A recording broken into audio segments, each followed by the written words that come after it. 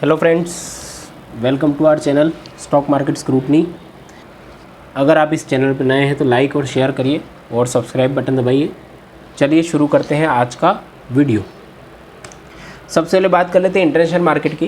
तो आप देख सकते हैं नैस्डैक फ्लैट है, ओपन हुआ था, थोड़ा सा एक रेड कैंडल टाइप बन रहा है नैस्डैक में, बाकी ऑलमोस्ट फ्लैट है, 23-24 पॉइंट ऊपर है। तो इसका बिहेवियर देखना पड़ेगा क्योंकि अच्छी खासी एक रैली हो गई है, तो हो सकता है कि यहाँ से थोड़ा सा हमें एक डिप मिले। अगर 14,900 15,000 को क्रॉस करता है तो नैस्डैक अच्छा एक रैली वापस से दे सकता है। करेंटली थोड़ा सा एक मुझे लग रहा है कि 1-2% का डिप आने वाले 1-2 दिनों में आ सकता है।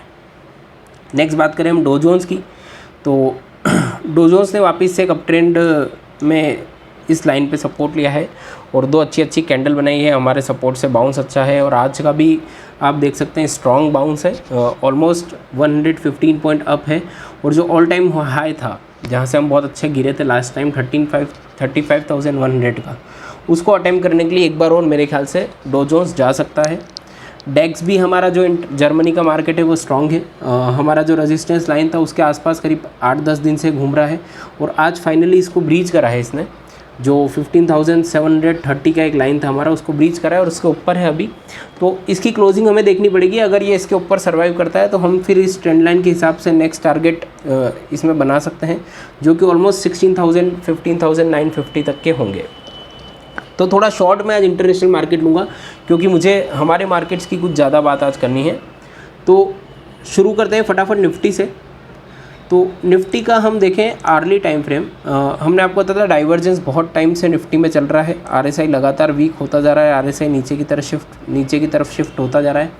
और अगर आप आज का मूव देखेंगे बेसिकली निफ्टी में, तो एक डाउनवर्ड स्लोप था जिसको हम फॉलो कर रहे थे। हम ऑलमोस्ट 780 का हमने लास्ट टाइम बोला था कि यहाँ पे थोड़ा रेजिस्टेंस आना चाहिए और वहीं पे हमने 780 के एरिया पे बहुत बार कोशिश करी ऊपर जाने की, लेकिन हम नहीं जा पाए।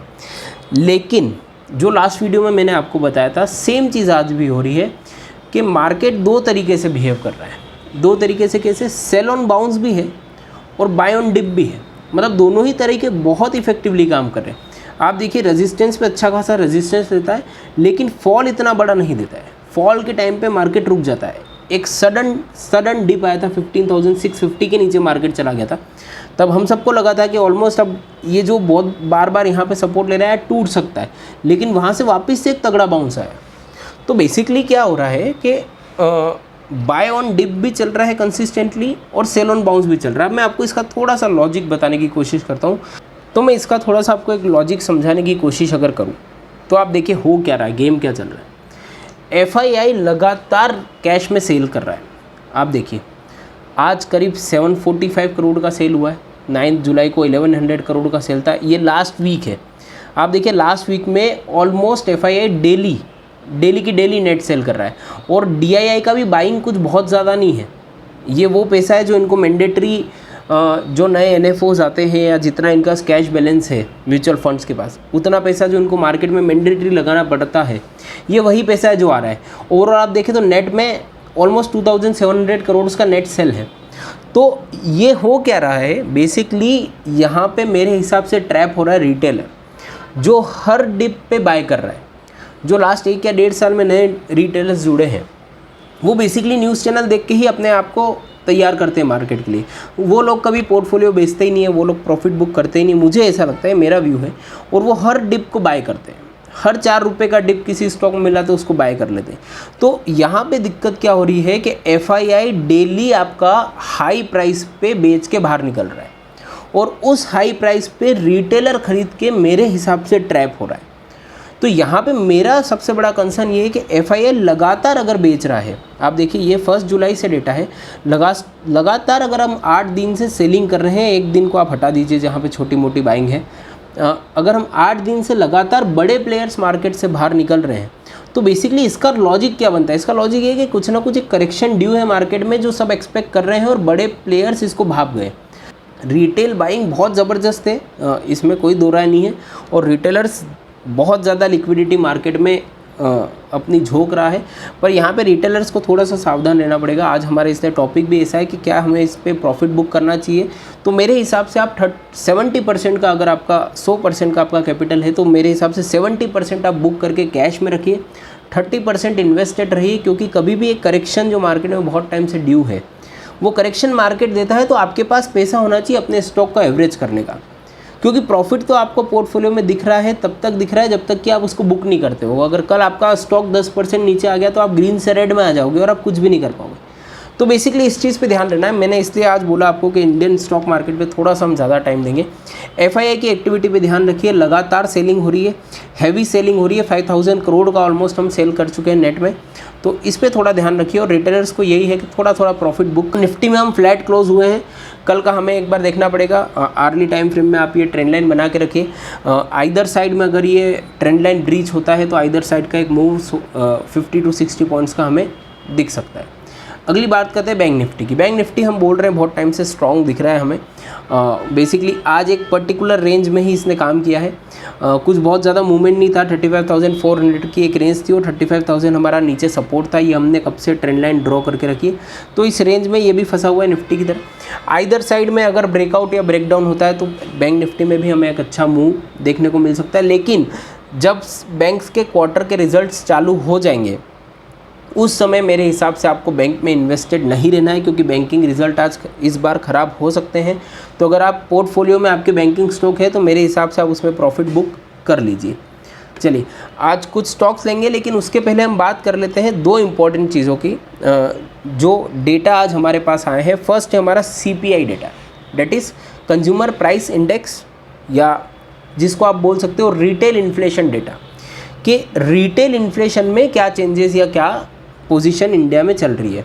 तो लास्ट मंथ का जो रिटेल इन्फ्लेशन इंडेक्स था या CPI था वो था 6.30 और इस बार है 6.26। ज़रा भी खुश होने की ज़रूरत नहीं, क्योंकि ऑलरेडी बहुत ज़्यादा हाई है।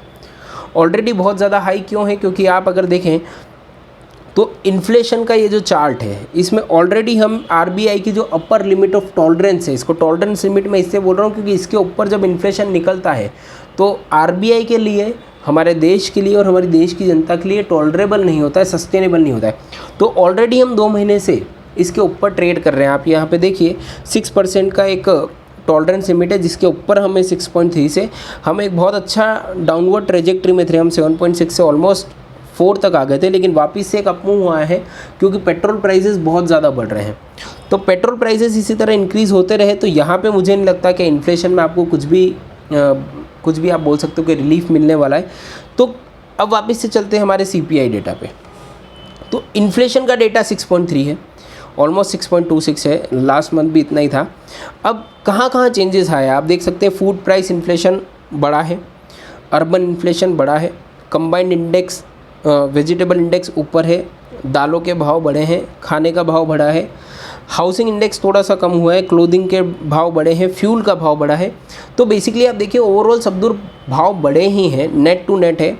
सिर्फ हमारा एक रूरल इन्फ्लेशन इंडेक्स जो है वो 6.55 से 6.16 की तरफ आया। बहुत ज़्यादा डाउनवर्ड ट्रेजेक्ट्री या बहुत ज़्यादा डाउनफॉल यहाँ भी नहीं है। तो ओवरऑल हम फ्लैट हैं। अब हम 2 महीने से उसी लेवल पे हैं जो लेवल टॉलरेंस लिमिट के ऊपर है। अब आपको मैं बताता हूँ, लास्ट टाइम जब ये डेटा आया था तब मार्केट ने इस पर कुछ खास रिएक्ट नहीं करा था। तो इस बार आप क्या एक्सपेक्ट कर सकते हो? इस बार भी सेम लॉजिक है। अगर इस डेटा को मैं नॉर्मल टर्म्स में देखूं तो ये डेटा अच्छा नहीं है, मार्केट को इस पर रिएक्ट करना चाहिए, थोड़ा सा करेक्शन मार्केट को देना चाहिए। लेकिन अभी जो इंडियन मार्केट का हाल है वो ऐसा है कि हम एक ड्रीम रन में है, एक ड्रीम बुल रन में है, जहाँ पे रिटेलर्स और लिक्विडिटी बहुत ज़्यादा है। हर चीज़ का प्राइस ऊपर ही जा रहा है, शेयर प्राइसेस ऊपर जा रहे हैं, मार्केट ऊपर जा रहा है। 16,000 17,000 के सपने हैं वो पूरा देश देख रहा है। तो बेसिकली यहाँ पे हो सकता है कि इस डेटा को इतना नेगेटिवली ना लिया जाए मार्केट में, और मार्केट कल वापस से बाउंस कर दे। 780 का जो हमारा रेजिस्टेंस है वापस वहाँ पे हम एक बार उसको टच करने जाए। लेकिन आपको ये ध्यान में रखना है कि डेटा थोड़ा सा नेगेटिव है, इस पर थोड़ा सा ध्यान रखिए। अगर आप पोर्टफोलियो इन्वेस्टर हैं तो मैं बोलूँगा आप अच्छा टाइम है, 50-60% बुक करिए और कैश में रहिए। जब भी कोई डिप मिलता है या जो कोई करेक्शन मिलता है तो हम वहाँ पे बाय करने में ज़्यादा इंटरेस्टेड रहेंगे मार्केट में। चलिए आगे अब कुछ स्टॉक ले लेते हैं। आज हम वीडियो थोड़ा सा शॉर्ट रख रहे हैं तो हम ज़्यादा स्टॉक नहीं लेंगे। कुछ स्टॉक ले लेते हैं जो हमने पहले भी वीडियोस में बात करी और हम वापस से आज बात कर रहे हैं। इन्फोसिस हमने बोला था कि यहाँ से गिरेगा। इन्फोसिस में हमने ये बता दिया था कि डाइवर्जेंस बहुत ज़्यादा हेविली क्रिएट हो गए हैं आरएसआई में, और आप डाइवर्जेंस का रिजल्ट देख सकते हैं कि आज इसने 1577 का हाई लगाया था, और आप लोअर शेडो देखिए 1533 का, ऑलमोस्ट 40 पॉइंट का फॉल एक दिन में इन्फोसिस दे चुका है। थोड़ा सा रिकवरी एंड में हमने दी है 10-15 पॉइंट की, लेकिन मुझे नहीं लगता यहाँ से इन्फोसिस ज़्यादा टाइम सर्वाइव कर पाएगा। रिजल्ट ख़राब आया तो इसकी हालत बहुत ज़्यादा बुरी होगी, और रिजल्ट ख़राब नहीं भी आया तो हो सकता है प्रॉफिट बुकिंग 1-2 दिन चले और रिजल्ट तक हम 1520 1514 के लेवल पे पहुंच जाए। अगर रिजल्ट के टाइम पे आपको इन्फोसिस 1520 या 1514 पे दिखता है तो वहाँ पे कोई भी ट्रेड मत लीजिए, वेट करिए रिजल्ट का, क्योंकि आइदर साइड के लिए एक बड़ा मोमेंटम वहाँ से हम पिक कर सकते हैं। अगला हमारा स्टॉक था टाटा कंज्यूमर। तो टाटा कंज्यूमर ने पूरे दिन एक हमारी ट्रेंड लाइन थी उसको अच्छे खासे वॉल्यूम के साथ ब्रीच किया, लेकिन वहाँ सर्वाइव नहीं कर पाया, उसके नीचे आया और यहीं पे सपोर्ट पे खेल रहा है। लेकिन यहाँ पे मैं आपको एक बहुत इंपॉर्टेंट चीज़ बताऊँगा, अगर आप लोग कैंडल स्टिक पैटर्न जानते हैं और अगर नहीं जानते तो थोड़ा सा आज उसका नॉलेज लीजिएगा। यहाँ पे एक शूटिंग स्टार टाइप बन रहा है, और ये शूटिंग स्टार जो है इसका अपर वीक देखिए बहुत ज़्यादा सुपर्ब एक आपको अपर वीक दिखेगा, 786 ऑलमोस्ट हम गए थे और वहाँ से हेवी रिजेक्शन हमने लिया है। एक शूटिंग स्टार बन रहा है, और ये शूटिंग स्टार जो होता है इतने अपर वीक के साथ, ये बेसिकली इन्वर्टेड हैमर जैसा दिखता है, लेकिन इस शूटिंग स्टार का हम एक एनालिसिस अगर कैंडलस्टिक में देखें तो ये ट्रेंड रिवर्सल होता है, और ट्रेंड अभी टाटा कंज्यूमर में अपसाइड का ही है। तो ये ट्रेंड अगर इस कैंडलस्टिक पैटर्न से देखें तो मेरे हिसाब से रिवर्स होना चाहिए, और अगले 2 ये ट्रेंड रिवर्सल का साइन होता है। और अगर इस पे हम भरोसा करें कैंडलस्टिक पैटर्न पे तो मिनिमम टाटा कंज्यूमर को यहाँ से 2 या 3 दिन में बेसिकली यहाँ या फिर यहाँ तक आना चाहिए। तो 746 और 725 ये टारगेट मेरे रहेंगे अगर ये फॉल कंटिन्यू रहता है तो, क्योंकि आरएसआई आप देख सकते हैं लगातार ओवरबॉट जोन में चल ही रहा है। ये मैं आपको हर बार बता रहा हूँ कि आरएसआई लगातार ओवरबॉट जोन में चल रहा है। डाइवर्जेंस हेवी क्रिएट हो चुके हैं आरएसआई में, इसमें भी आरएसआई लगातार नीचे है। आज थोड़ा हमने ब्रीच करने की कोशिश करी लेकिन हमने सस्टेन नहीं किया। तो टाटा कंज्यूमर पे ध्यान रखिए। एक स्टॉक और हम ले लेंगे बस, फिर आज क्लोज़ करेंगे हम, क्योंकि थोड़ा सा हमको ये आज का वीडियो छोटा बनाना है। अगला जो हमारा स्टॉक है वो है टाटा पावर का। तो टाटा पावर एग्जैक्टली हमारी ट्रेंड लाइन को फॉलो कर रहा है, और मैं आपको वापस कहूँगा कि इस ट्रेंड लाइन को बना के रखिए। आइदर साइड ये अगर ब्रेकआउट या ब्रेकडाउन करता है तो अच्छा मूव देगा। मुझसे अगर पूछे तो यहाँ पे 70% चांसेस लग रहे हैं ब्रेकआउट के ऊपर की तरफ, 30% चांस हो सकता है कि नीचे आ जाए इस ट्रेंड लाइन को सपोर्ट करने। लेकिन ये एक पॉल एंड फ्लैग जैसा ब्रेकआउट है, बुलिश ब्रेकआउट मुझे लग रहा है। तो टाटा पावर पे स्पेशल ध्यान रखिए। ये आज के 3 स्टॉक थे। मैं आशा करता हूँ आपको आज का हमारा वीडियो अच्छा लगा होगा। थोड़ा सा मार्केट को एनालिसिस करिए, वॉच करिए, पेपर ट्रेडिंग करिए, अपना पूरा पैसा मार्केट में इनिशियली मत लगाइए। और अगर आपको हमारा ये चैनल अच्छा लगा है तो हमें लाइक करिए, सब्सक्राइब करिए। मिलते हैं अगले वीडियो में दोस्तों। अपना ध्यान रखिए। जय हिंद, जय भारत, टेक केयर।